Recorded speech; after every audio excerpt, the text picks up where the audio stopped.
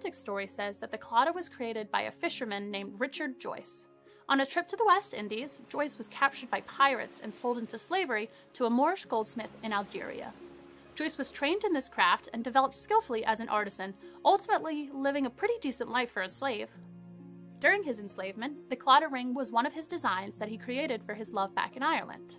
After 14 years of servitude, Joyce gained his freedom when King William III of England rose to power and ordered the release of all his subjects enslaved in Algeria back in 1689.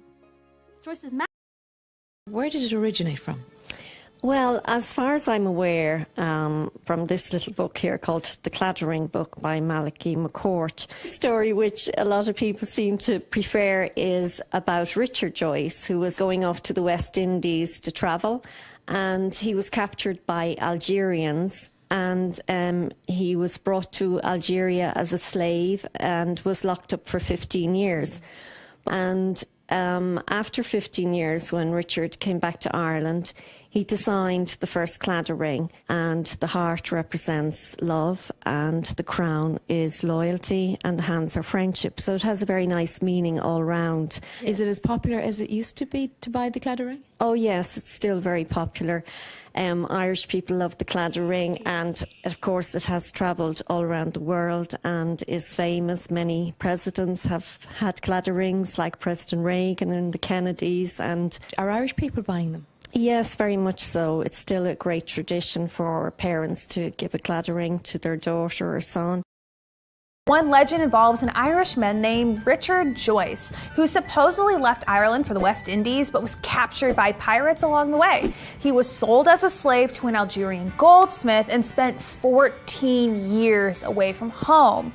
He was eventually able to return home and supposedly used the smithing skills he learned as a slave to craft the rings in claddagh.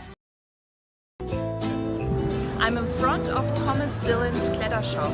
It's the oldest makers of the claddagh ring since 1750. There's also a nice museum inside. Let's go.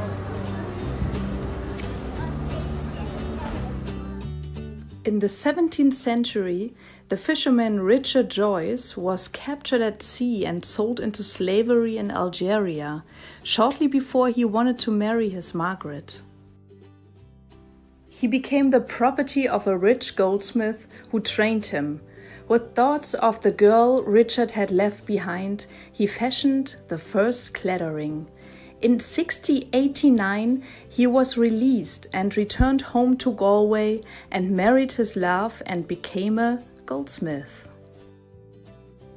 The claddagh ring became more and more popular, especially as it was the only ring made in Ireland worn by Queen Victoria, Queen Alexandra and King Edward VII. Since 1750, the original claddagh rings are handmade and supplied by Thomas Dillon, to whom the royal patent was granted. Only they have the official stamp on the ring. In 1962, Princess Grace of Monaco and Prince Rainier came to Dillon to buy a brooch and cufflinks embodying the claddagh ring motif.